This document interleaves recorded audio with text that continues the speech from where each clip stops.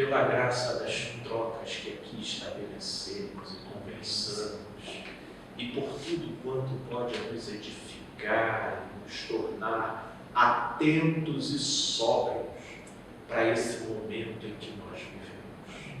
Aproveitamos para colocar em tuas mãos todas as nossas ansiedades.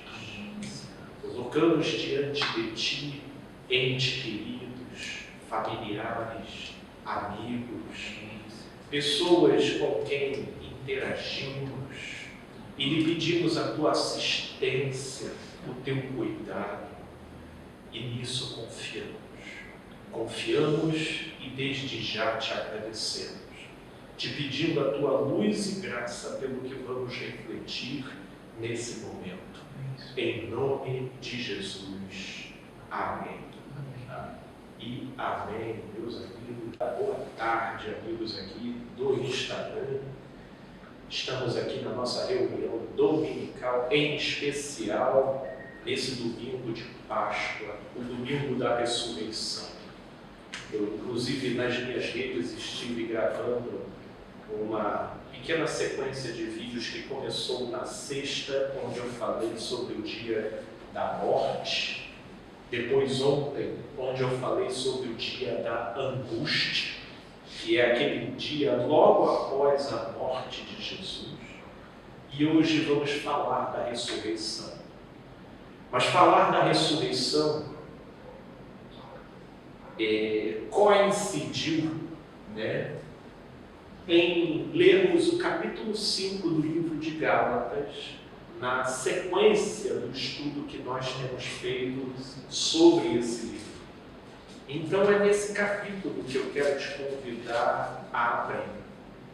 E a nossa mensagem de hoje vai ser uma pequena recapitulação de tudo quanto a gente tem refletido no livro de Gálatas. E a nossa leitura vai ser os versículos iniciais do capítulo 5 desse livro.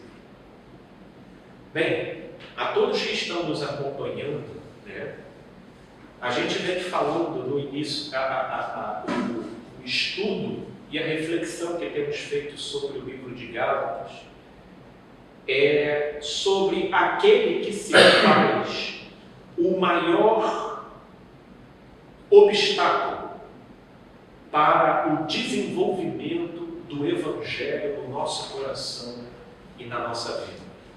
Que, pelo incrível que pareça, não é a cerveja, não é o cigarro, não são as mulheres, não são os homens, não é a música do mundo, não é tudo aquilo que a religião coloca como sendo os grandes obstáculos da vivência do Evangelho. O livro de Gálatas para a gente é a expressão que o maior obstáculo para a vivência do Evangelho é a religião. É a religião. Inclusive, foi a religião que assassinou o autor do Evangelho.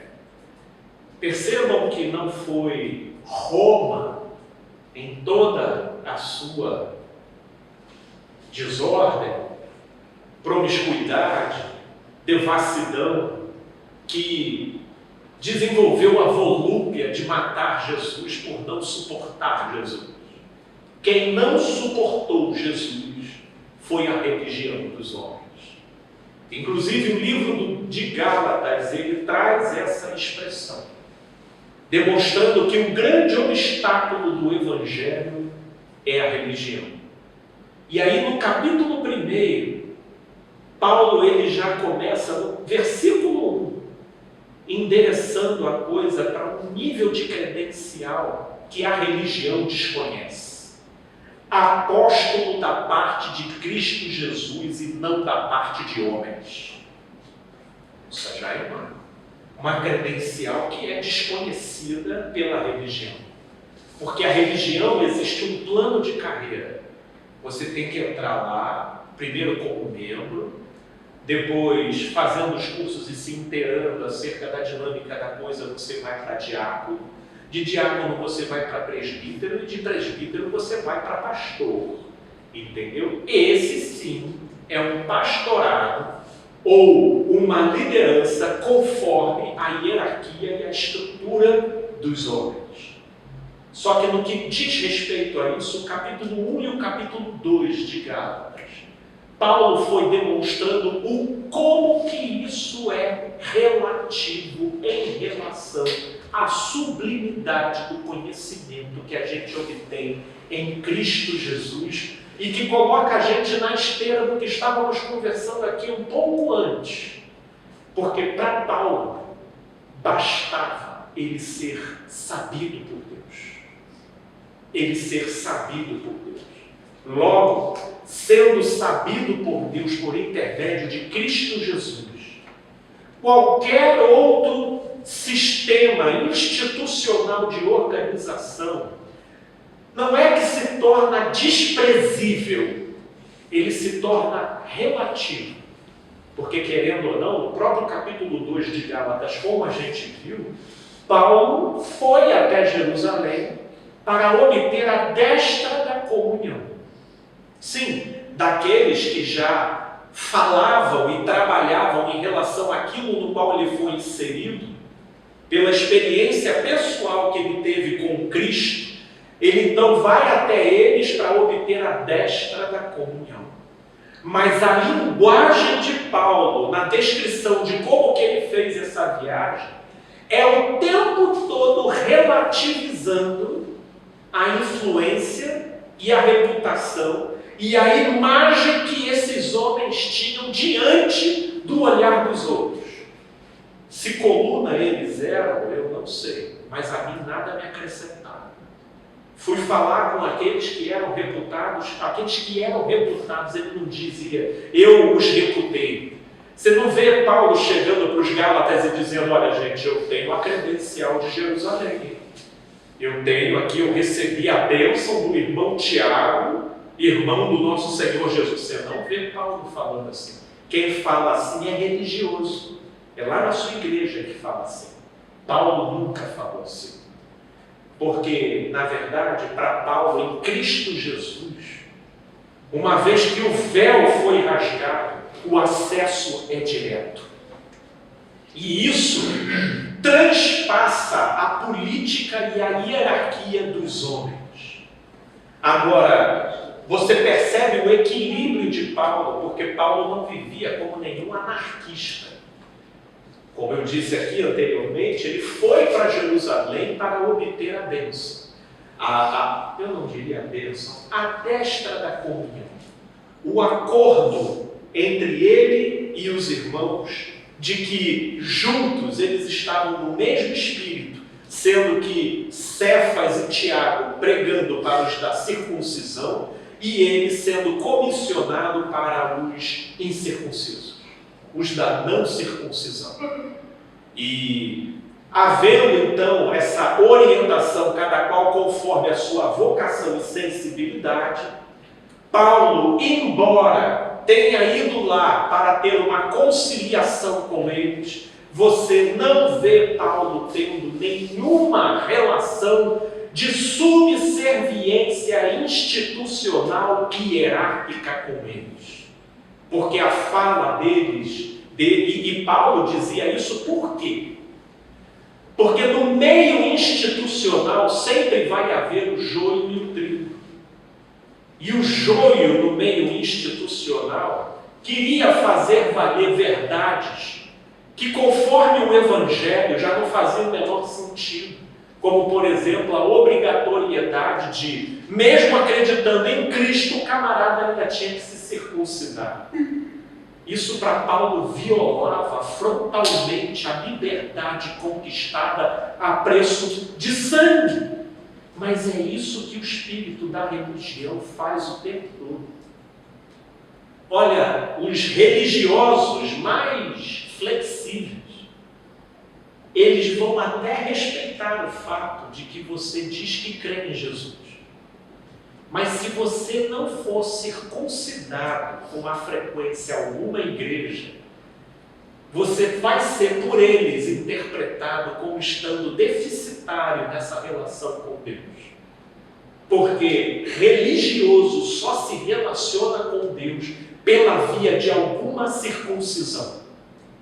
Ou a circuncisão do dízimo, ou a circuncisão da frequência à igreja, ou a circuncisão de usos e costumes, pelo modo como o sujeito não frequenta determinados lugares, só frequenta outros lugares, sem essa circuncisão explícita.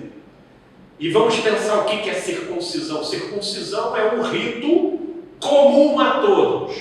Logo, é um comportamento doutrinário, que é o paradigma da religião. A religião, ela não age por princípios, ela age pelo pensamento dogmático. O que serve para um, serve para todos. E uniformizando os comportamentos, se estabelece a moral, por onde a religião rege o modo como cada um age no seu dia a dia. Isso você não vê em Paulo. Pelo contrário, era o que Paulo combatia. Essa necessidade da circuncisão, que remetia eles novamente para aquilo que Paulo chamava de escravidão. Escravidão e rudimentos desse mundo. Esse é basicamente o capítulo 1 e o capítulo 2 do livro de Gálatas.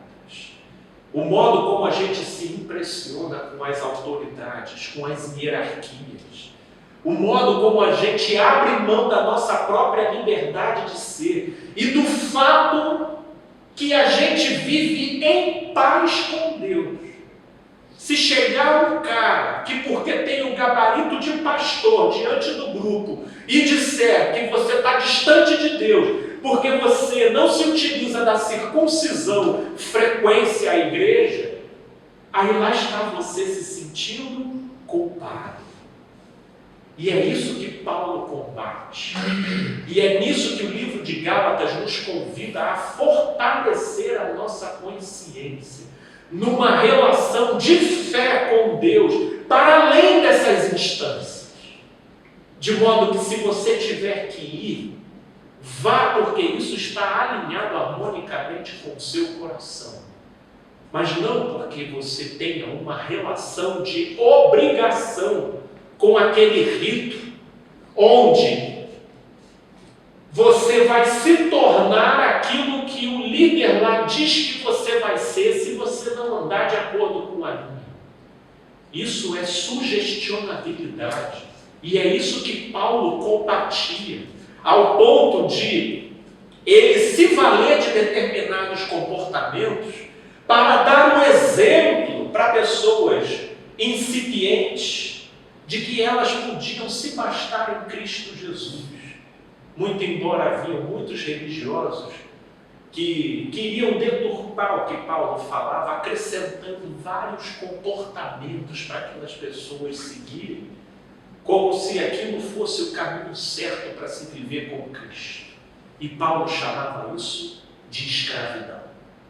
Escravidão, rudimentos desse mundo. Então nós temos aí esses dois primeiros capítulos de Gálatas até chegar ao terceiro, em que Paulo diz aos Gálatas: quem vos persuadiu? Como que vocês começaram no Espírito e agora estáis se aperfeiçoando na carne? A gente aqui entre nós, a gente tem muito dessas, assim, brincadeiras, e obviamente eu nunca interferi, porque sempre aconteceu na forma de brincadeira, né? Quando o pessoal vir aqui e começa a dizer que a Wanda é pastora. Gente, a pastora que falou, gente. Ó, olha aí a autoridade, aí, pastora. Isso a gente hoje ri, a gente faz com leveza, mas tem muita gente que leva isso a sério. Esse tipo de medo, pela simples patente que a pessoa tem. Pela patente. É por isso que o ambiente religioso é um ambiente propício, mais propício e mais fértil para todas as hipocrisias. Porque para pensar, se você, apenas com a patente que você tem diante do grupo, todo mundo tem que te respeitar, cara, a margem que isso te dá para naquele lugar onde ninguém pode pode ver, ninguém pode saber, você desenvolver ali uma vida paralela. E aí?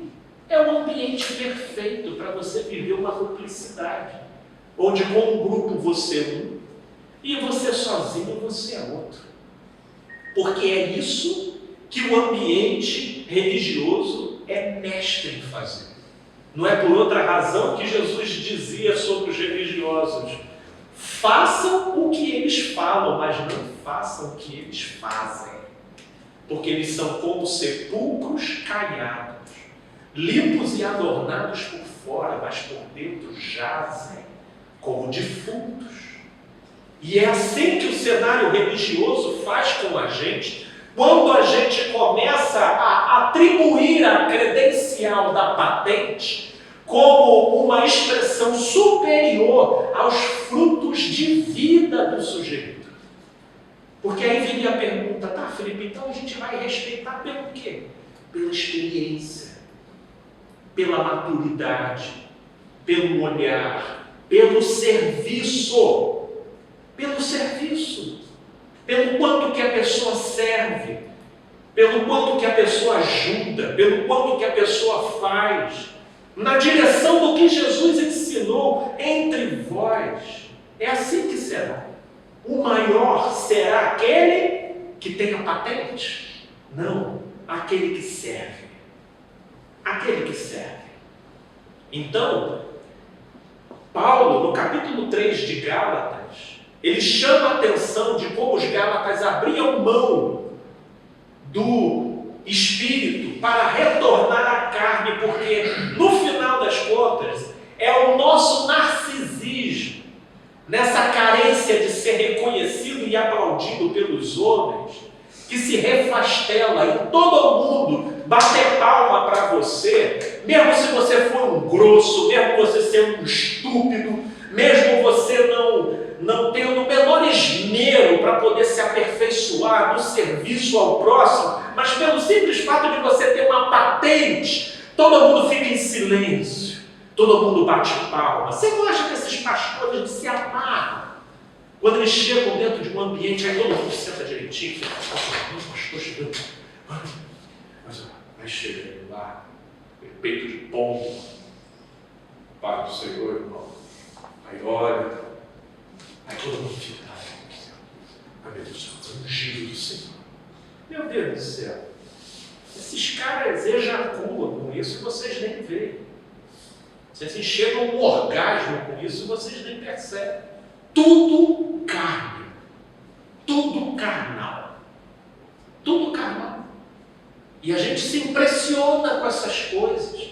E porque alguns carregam um complexo de inferioridade e de rejeição não resolvidos, meu Deus, eles são as iscas perfeitas para esse tipo de situação.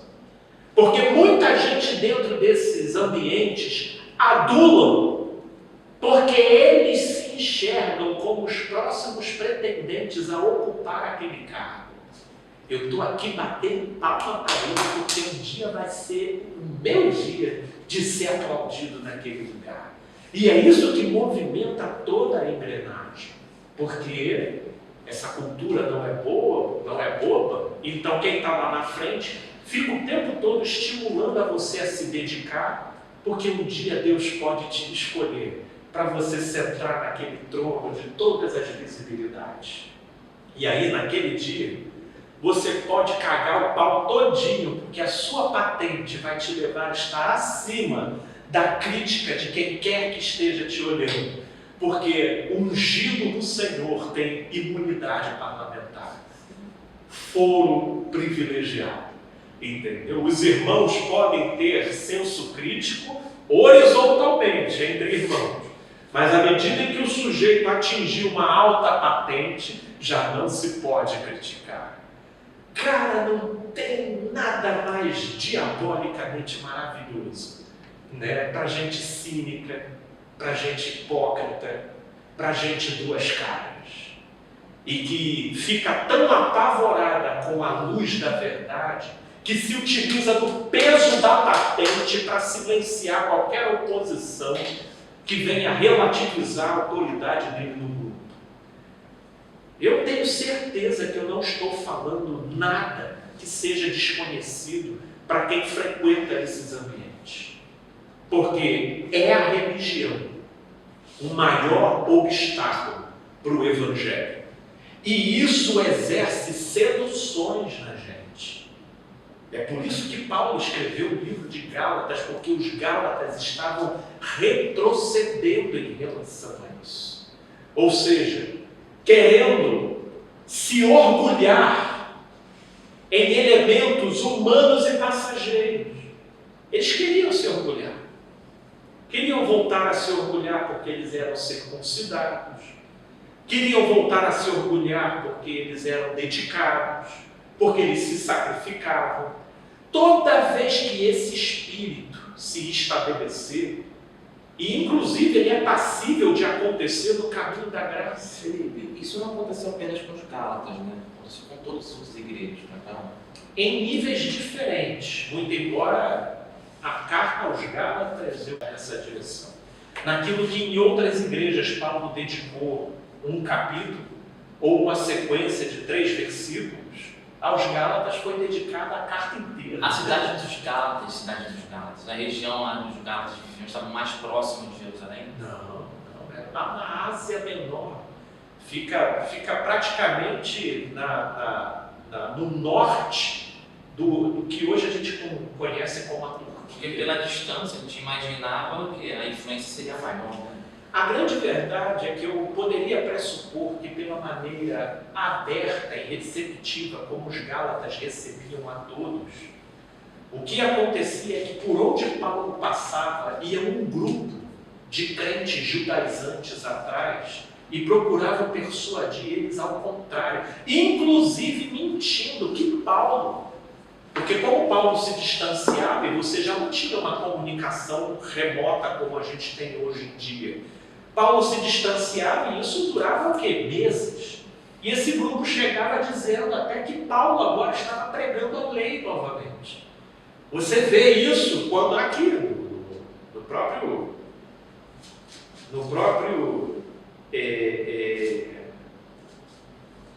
no capítulo aqui de Gálatas, se eu não me engano, É o início da fake news. já da fake news.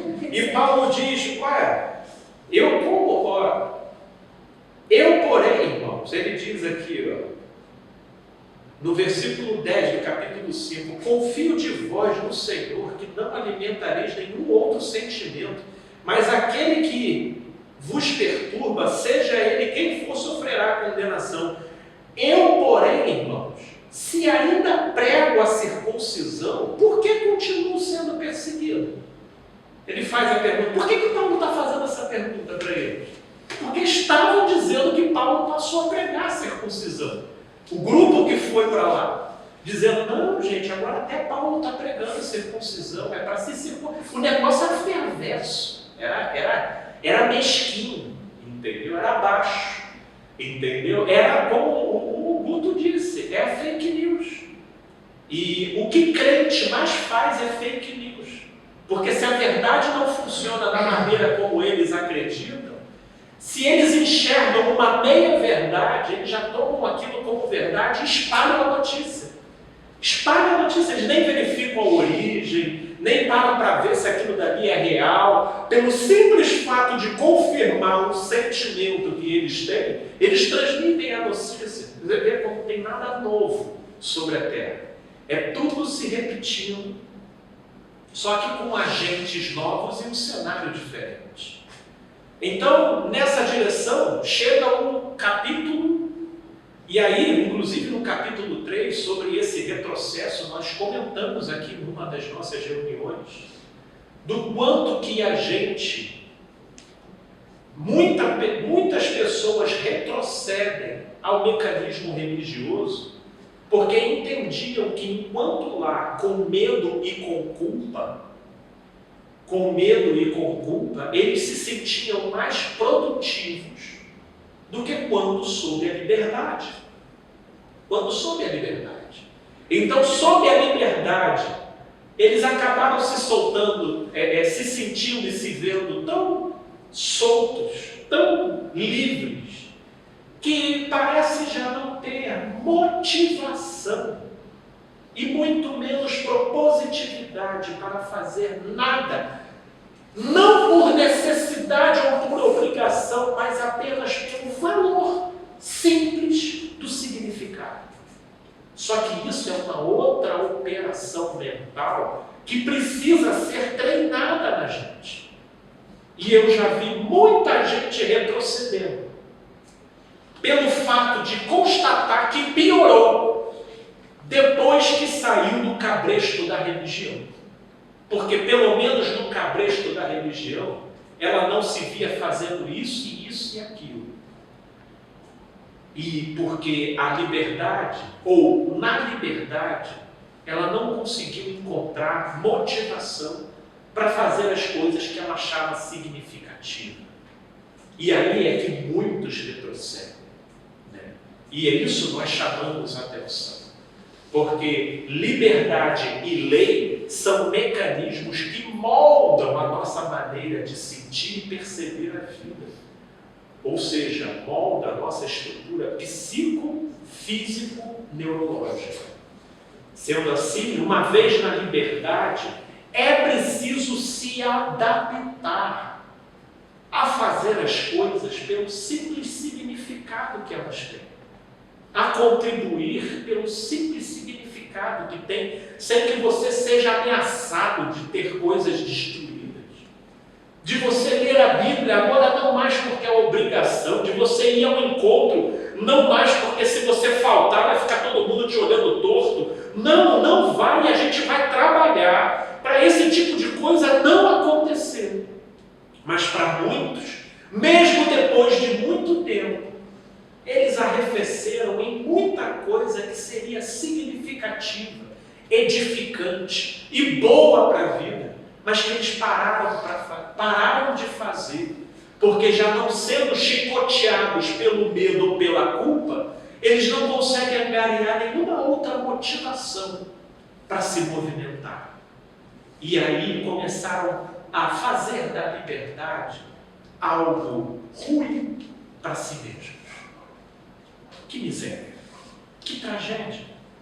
E é isso que nós refletimos, como que até nesse aspecto, a religião, porque aí você para ver, né? Você vai chegar com o religioso, conversar com o religioso, e ele vai ver o que na sua vida? Que você antes não falava palavrão e agora fala. Que você não bebia cerveja e agora bebe. Que você... o quê? É isso. Agora, se eles verem em você equilíbrio, se eles verem em você mansidão, se eles verem em você misericórdia, se eles verem em você bondade, se eles verem que você, como ser, se melhorou como pessoa, não resistindo ao perverso, dando a outra face, indo visitar quem te perseguia, não estou dizendo conviver, mas indo poder ajudar quem outrora se desfazia de você, aí são outros 500. Isso porque no caminho da graça tem aquela certa parcela de gente também que uma vez saindo da religião, eles saem com um certo ranço de terem sido controlados e encabrestados durante muito tempo, que eles agora querem exibir a liberdade que possuem. Aí querem que passar na frente de crente com cerveja na mão e torcendo para o crente falar alguma coisa. Para eles, então, reproduzirem tudo o que eles aprenderam, porque agora eles sabem se articular e responderem no meio disso. E aí eu pergunto, o que é isso? Carne em meio à liberdade.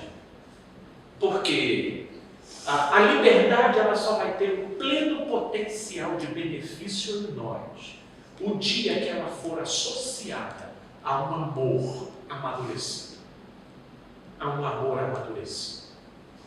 Porque senão seremos o grupo da liberdade escravizado em outros ângulos e em outros aspectos, diferente do grupo da religião, que, diga-se de passagem, também é um grupo que se autoafirma livre e com paz, mas que a gente sabe que não. Mas a grande verdade é que o que denuncia a paz e o equilíbrio não é a autopropaganda de quem fala, é os frutos que naturalmente se expressam no coração. E contra frutos não há argumentos. Contra frutos não há argumentos.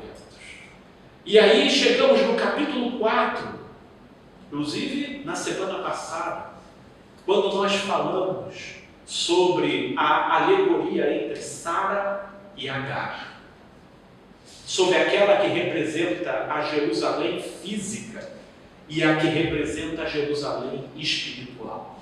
E falamos das aplicabilidades disso na nossa vida. Como que, em muitos aspectos, as nossas animosidades comunicam que nós somos seres terrenos e não celestiais. Pelo modo como a gente faz questão pelas coisas, pelo modo como a gente batalha e briga, pelo modo como a gente abre mão da nossa paz, pelo modo como a gente até incorpora disposições homicidas em nome daquilo que a gente acha que é um direito nosso.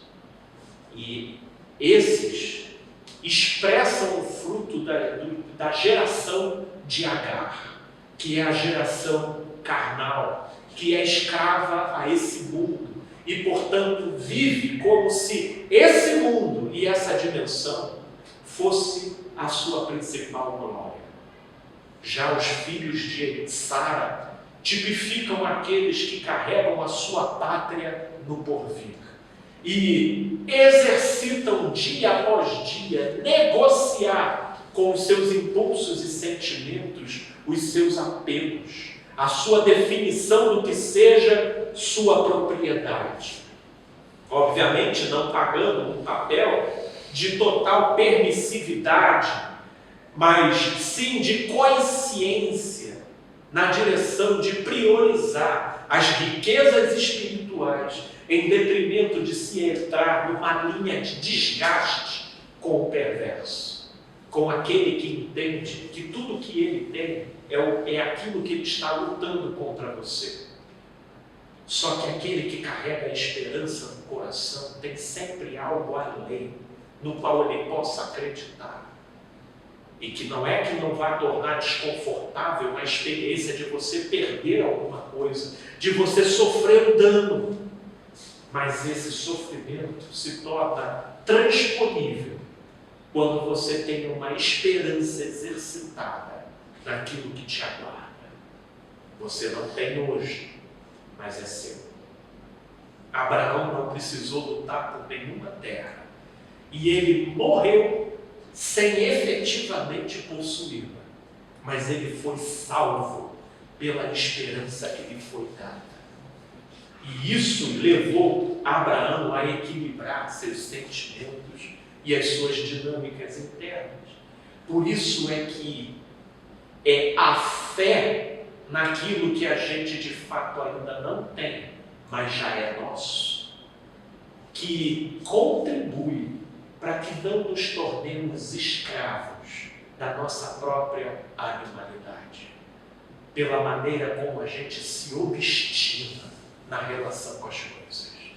Consegue visualizar isso? Essa é a nossa salvação. E aí a gente chega no capítulo 5, que vai ser a síntese dessa nossa mensagem de hoje. Para a liberdade foi que Cristo nos libertou. Permanecei, pois, firmes, e não vos submetais de novo a jugo de escravidão. Eu, Paulo, vos digo que, se vos deixardes circuncidar, Cristo de nada vos aproveitará. De novo testifico a todo homem que se deixa circuncidar que está obrigado a guardar toda a lei. De Cristo vos desligastes, vós que procurais justificar-vos na lei, da graça decaístes. Perceba que a concepção de Paulo de cair da graça não tem nada a ver com deixar de frequentar a igreja, com deixar de dar o dízimo, com beber cerveja, com ir no botequim com música ao vivo. Não. Isso daí é a distorção da leitura da religião dos homens. Porque o cair da graça de Paulo é a mudança de uma operação mental, onde você vive pela fé na realização que Cristo fez por você e retorna para a operação legalista de traçar a sua motivação através daquilo que os homens podem reconhecer sobre você. Reconhecer. E aí, nessa direção, volta-se a viver pela reputação que você tem no olhar dos homens, mas não se bastando no reconhecimento que vem da parte de Deus. Sem que você veja, sem que você sinta, mas pelo simples fato de você crer que é assim. Por isso, se é assim, eu quero hoje estimular a cada um de nós a um gesto de amor anônimo. Anônimo. Sem propaganda. Sem chamar atenção. Tão somente baseado na consciência de que Deus está vendo. Saca? Aquilo que Papai do Céu mesmo faz com a gente. Vocês já se deram conta de terem passado por livramentos e que na hora que aquilo estava acontecendo, você nem estava consciente do que estava em curso? Diversas vezes. Diversas. E quando foi que Deus falou? Anotou aí, né? Anotou aí, né, varão? Que, aquele dia lá fui eu. Isso aí quem faz é a gente. Deus faz a chuva cair sobre justos e injustos. Vocês viram essa chuva aí? Vocês param para imaginar o livramento no planeta que essa chuva está trazendo? E isso para a gente é corriqueiro, é normal, é só mais uma chuva. E ele está ali sempre mantendo o mundo, uma ambiência viável para a nossa sobrevivência. E a gente faz o quê? A gente faz bomba atômica. A gente vai para o outro lado da coisa. A gente se sabota. A gente se concentra o quê? Na dor que está sentindo no joelho. A gente faz o quê? A gente se orienta o quê? No dinheiro que esse mês fechou mais apertado. A gente só se concentra nas nossas próprias sensações e sentimentos, no modo como eles reagem. E a gente se concentrando naquilo, a gente não se permite a uma esperança que nos permita transcender. Foi para a liberdade que Cristo nos libertou. Logo, decair da graça é substituir essa esperança pelas nossas obstinações e dependências, dos nossos sentidos, das nossas sensações e da relação que a gente tem com o olhar e a expectativa do outro. É por isso que a religião é o pior obstáculo do Evangelho, do verdadeiro Evangelho. Porque a religião, ela não só atrapalha, mas ela atrapalha em nome de Deus. Isso é que é o terrível. Porque faz você alimentar sentimentos como se isso estivesse sendo demandado pelo próprio Deus, quando na verdade não passa de uma estrutura humana e de uma confabulação de homens, te entregando um repertório com conforme a horizontalidade da sua própria teologia humana, mas não de Deus.